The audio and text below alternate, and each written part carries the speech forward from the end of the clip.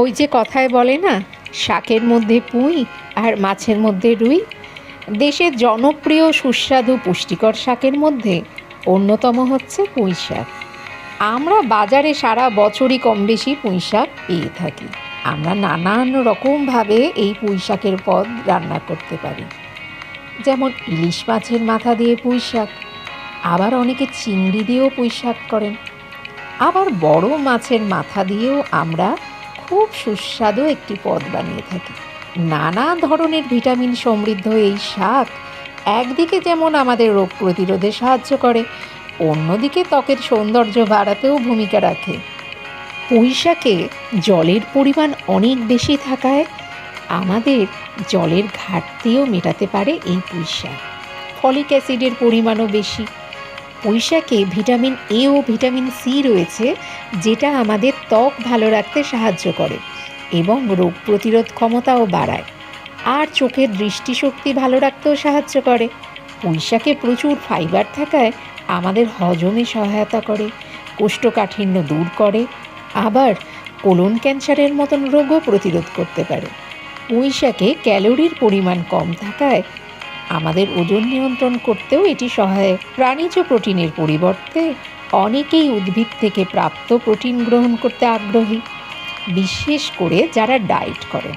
তাদের খাদ্য তালিকায় পুঁই শাক রাখতে পারেন, যেহেতু এতে ফাইবার ও প্রোটিন ভালো পরিমাণে পাওয়া যায় এবং অল্প পরিমাণে খেলেই পেট ভরে যায়। পুঁই শাকে ক্যালোরির পরিমাণ কম থাকে, এছাড়া গ্লাইসেমিক ইন্ডেক্সও কম, অর্থাৎ আমাদের রক্তে অল্প অল্প করে সুগার দেয়।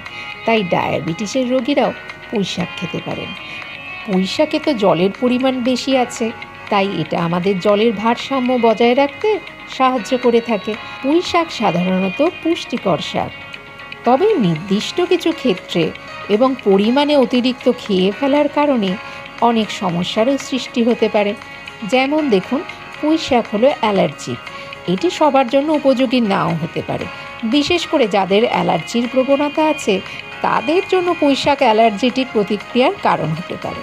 অনেকের আবার খাওয়ার সঙ্গে সঙ্গেই ত্বকে র্যাশ, ফুসকুড়ি, চুলকানি হতে পারে। অনেকের শরীরে আভ্যন্তরীণ অঙ্গে চুলকানি, অস্বস্তি, হজমজনিত সমস্যা হয়। অনেকে বুঝতেই পারেন না এই সমস্যাগুলো মূলত পুঁই শাকের কারণে হচ্ছে। পুঁই শাকে প্রোটিনের পরিমাণ বেশি থাকার কারণে যাদের লো প্রোটিন ডায়েট করতে হয়, অর্থাৎ প্রোটিন খাওয়ায় যাদের বিধিনিষেধ আছে, তাদের খাদ্য তালিকা থেকে পুঁই শাক বাদ দিতে হবে বা প্রয়োজন হলে কমিয়ে দিতে হবে। কিডনি রোগীদের প্রোটিন কম খাওয়ার কথা বলা হয়, সে কারণে কিডনিজনিত রোগ যাদের আছে তাদের খাদ্য তালিকায় পুঁই শাক কম পরিমাণে রাখতে হবে। এছাড়া পুঁই শাকে প্রচুর পরিমাণে অক্সালেট আছে, যা কিডনিতে পাথর হওয়ার ঝুঁকি বাড়ায়। পুঁই শাক অনেক বেশি পরিমাণে খাওয়ার কারণে কিডনিতে পাথর হতে পারে। এছাড়া যাদের গাউট বা গেঁটে বাত এরকম সমস্যা রয়েছে, তাদের খাদ্য তালিকায় পুঁই শাক কম রাখাই ভালো। তাহলে পুঁই শাক খান, কিন্তু সচেতন হয়ে।